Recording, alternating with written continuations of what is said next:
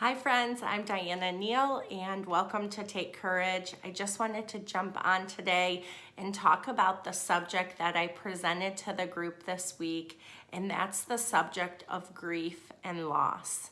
And I just want to be transparent with you and let you know that I am taking a different approach to the group. I want to present something that I feel God leading me to, and I really want to dive into the subject. I want to unpack the subject.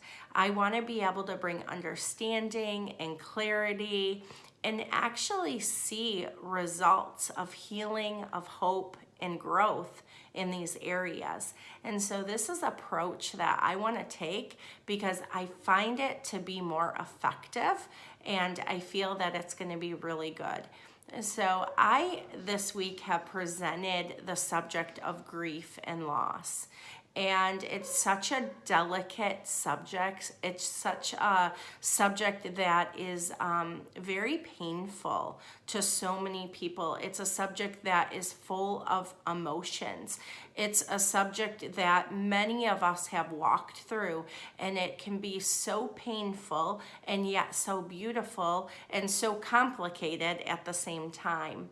And so I said the other day that grief is the mysterious journey between pain and healing. And it's so true.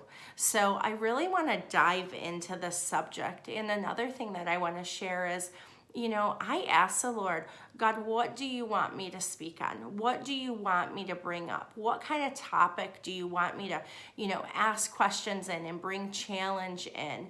And so I'm led by God, and oftentimes what He's doing is the things that I'm walking through, He's teaching me. He's giving me strategy. He's bringing revelation and light to me in it, and then I'm reteaching it. I'm bringing it to you. And I'm wanting to create a safe space and a community where we can go after these things together. So I love authenticity. I love vulnerability. I love transparency. I think they're important. I think it's a huge missing piece that we have had in society, in the church, in different atmospheres that you're in. And I think that with safe people, with safe community, so much healing and transformation can take place that we haven't even tapped into. So I hope that you're finding this group to be safe. And as I've said before, the more that you dive in, the more that you're going to get out of it. So I'm no expert on grief and loss. It's something that I've studied. It's something that I've researched. But more importantly, it's something that I've walked through. And I've walked through grieving several times in my life. And what's so interesting about grieving, and I'm sure that you found the same thing, is that you'll think that a specific area has been healed for you, or you can check it off on your checklist of things that you've walked through and things that you've healed from, and then bam, all of a sudden something hits you and you're like, why is that there again? What is this? No, I don't want to look at that. That's done. And that's honestly been my experience, and that's an experience that I'm even walking through now. And so I'm entering into this place of grieving things in my childhood. And oftentimes we'll think like, oh, the timing isn't right for this. That was so long ago. We don't have to look at that. Like, you shouldn't even feel that. The timeline is off. And the interesting part with grief is there isn't a timeline to it. And often we'll walk through different parts of grief that we're able to handle at the time, and later God will resurface those things and bring us a little bit deeper. And so right now I'm in that journey. I haven't even talked about it much, honestly. I've obviously spoke with God on it, and I've spoke to my husband and actually a couple of my friends, and it's really just been such an interesting place that God's bringing some things back up. And I know that there's healing there. I've been, in the place where I'm seeing it. There's been a little bit of denial, a whole lot of fear, and I'm just gently walking through it. And so I just want to bring that to you in a transparent way that, I'm not an expert. I've researched it. Like I said, I've learned about it, but I've walked through a lot of it. And so I just really want to unpack this with you. And so far I've asked some questions and even on the first post, some people have really come forward and said, yeah, I've been dealing with this, or yeah, I've walked through this and I've found victory in it. So I know that it's relevant. I know that it's a relevant topic to all of us. And so I really just want to dive into it. So thank you so much for being in the group. Thank you for being on with me now and listening. And I'm excited for what's to come. So, a lot of people will just say, you got to go through the 5 stages of grief. So we've heard of the 5 stages of grief. So we have the stage of, first, there might be a little bit of denial. There might be this place where you're walking through denial. You're like, nope, I really didn't lose that person. Or no, I really didn't lose my job, or my pet. Like there's different things that we walk through, right? Different things that we're grieving, and oftentimes there is that stage of denial. There's the stage of anger. There's that stage of bargaining where you're almost even bargaining with God, or the if only statements. If I would have only done this. There's that stage. There's the stage of depression and sadness, and feeling so much pain at such a deep level and not really being able to come out of it. And then there's the stage of acceptance. And so oftentimes people will say you just need to go through the 5 stages of grief and then it's completed. And that would be a perfect, pretty little package. And it would be much simpler than what it actually is. And so grief is messy. The grieving stage is painful. The grieving stage, I talked about it being enlightening, it being frightening, it bringing a lot of revelation. There's times of confusion. There's so much emotion in it, and it's not this perfect package. It's something that we go through, but there's no real method to it. And we will go and walk through the cycles, through the 5 stages. And what's even interesting about that is that not everybody walks through those 5 stages. And they definitely don't walk through them in this perfect order. It can be all over the place. So that's the one thing that you need to know is that, it's not this easy place that you walk through and then it's one and done. And, oftentimes it's all over the place. And I know even last year I was walking through grief, and it was one of the most painful things that I walked through. And I felt so messy.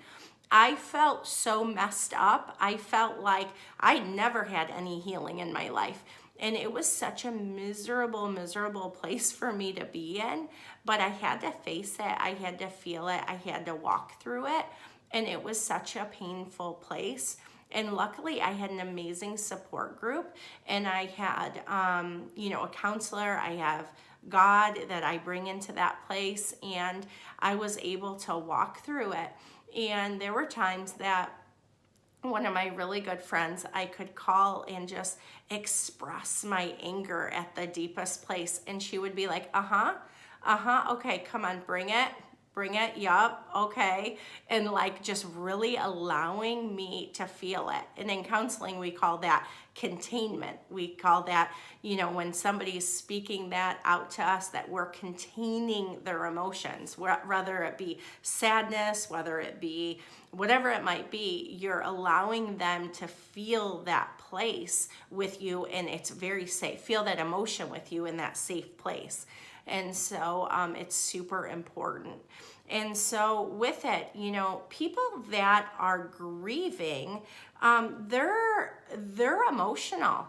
When you're grieving, you're bringing all of the emotions, and you're feeling those emotions at a different intensity for all of the stages that you might go through. And like I said, you're not necessarily going to go through all of them, but you'll spend different lengths of time in each of those places.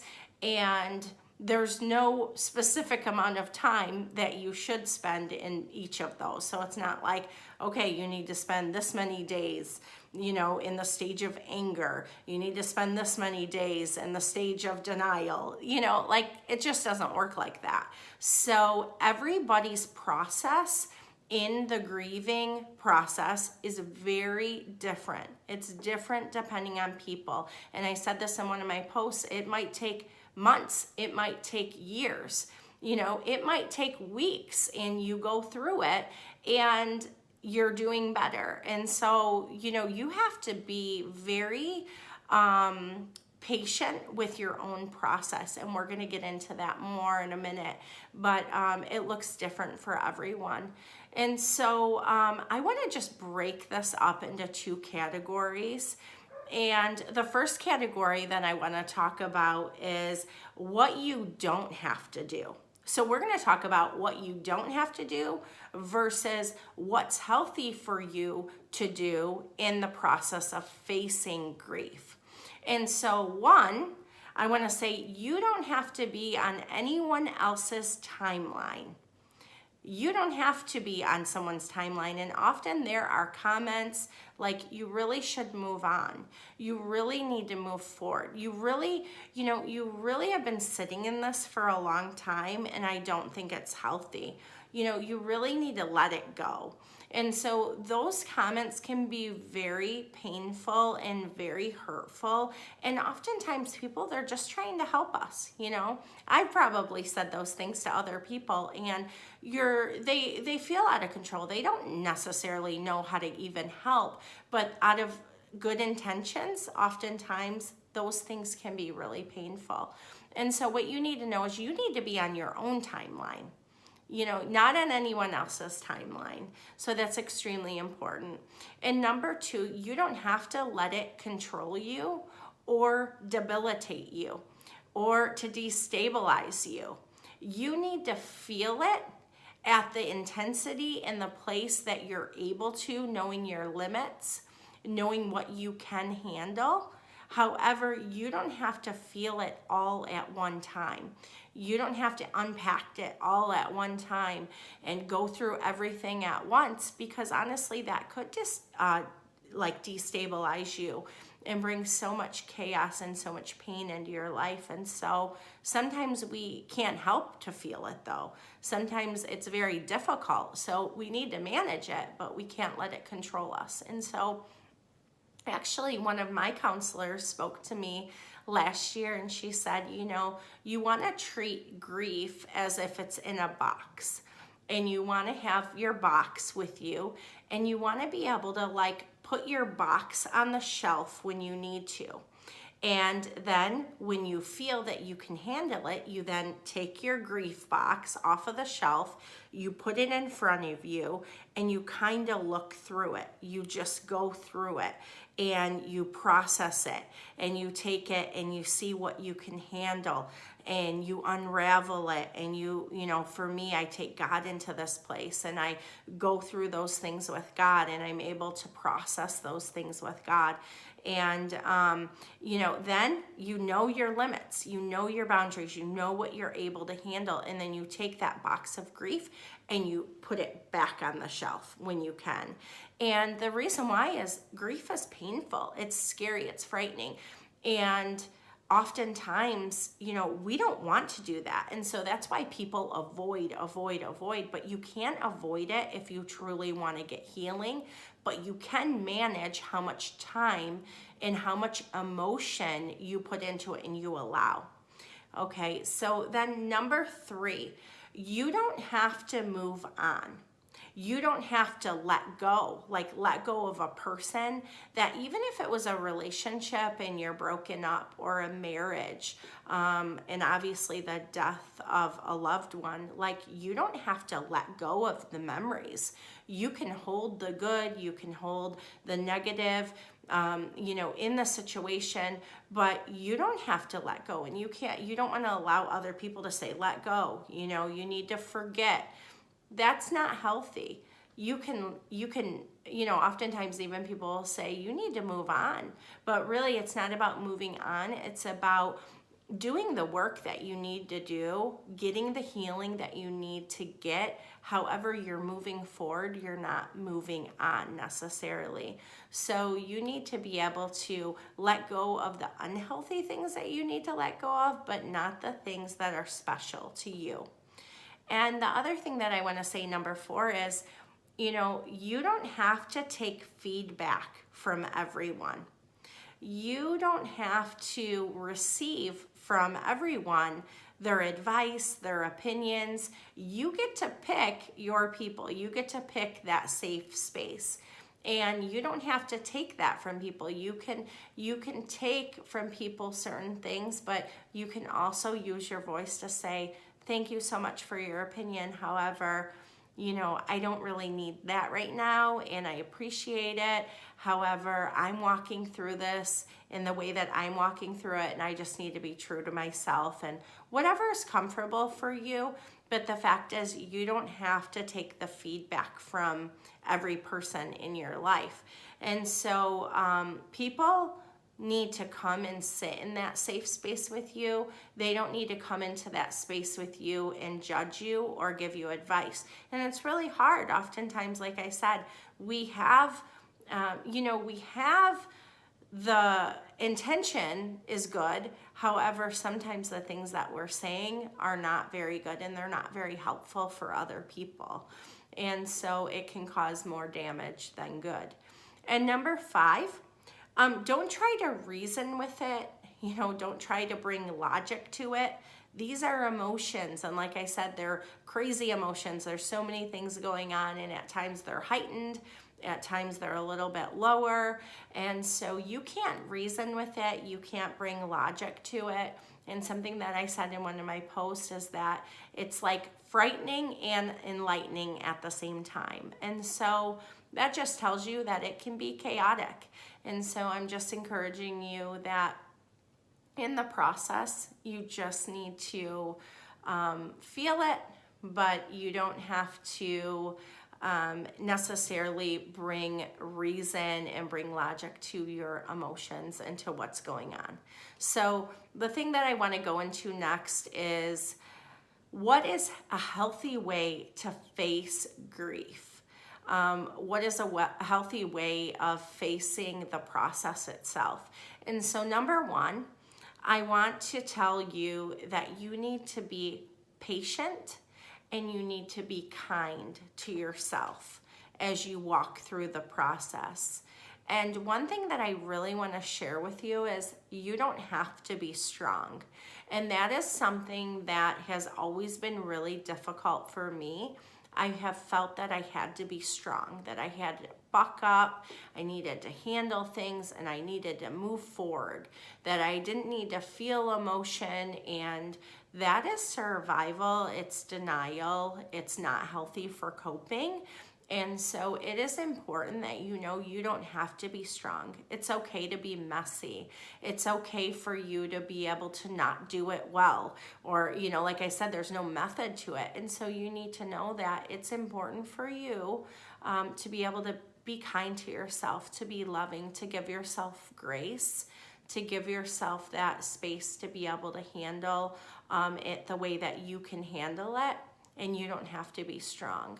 And so the second thing that I want to say to you is that it is important to invite God and to invite people and to invite a counselor into this place. So God is ultimately the one that brings the healing and the revelation, and we're doing the work too. We're partnering with God. We're getting the truth. We're walking through this place of healing and this place of the grieving process where we're impacting it. We're trying to make sense of it, connect the dots.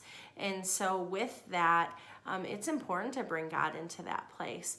But it's also important to pick safe people that you can trust, that will sit in your pain with you. Like I said, not give you advice, not tell you, what you should do, how quick you should move on, not use language that's, hurtful or not helpful to you, but you need people to come in and sit with you that will allow you to feel your anger, that will allow you to feel your sadness, that will allow you to process, if I only would have done this. You know, we need those safe people and counselors and coaches and people that you feel are very helpful to you and have the wisdom, have the expertise in these areas. It's extremely important. I love counseling. I love studying counseling, but I also love to go to counseling. It's something that's so beautiful to me, and it's helped me so much. And so I encourage you, if you're walking through grief, if you're walking through loss, or if you're going through something, I encourage you to get into that counseling process as well and be able to walk that out. And so number 3, I heard a quote when I was studying this, and I loved it. It was like, it said, you have to feel it to heal it. And so number 3 is significant. If you research on this, people will say it's the number 1 thing. And you have to feel your emotions. You have to lean into your emotions. And you have to allow yourself to express it at every stage. And so how you choose to express it and who you choose to express it with, that's completely up to you. But the main thing is that you have to feel it. You have to lean into the emotion, and it's scary. It can be painful. And but when you have somebody safe to walk through it with, that's extremely important. And so you have to know, you know, it's uncomfortable, and that it's okay for you to do it at your pace. It's okay for you to be able to do that the way that the way that you want to do it, but to do it with people that are safe.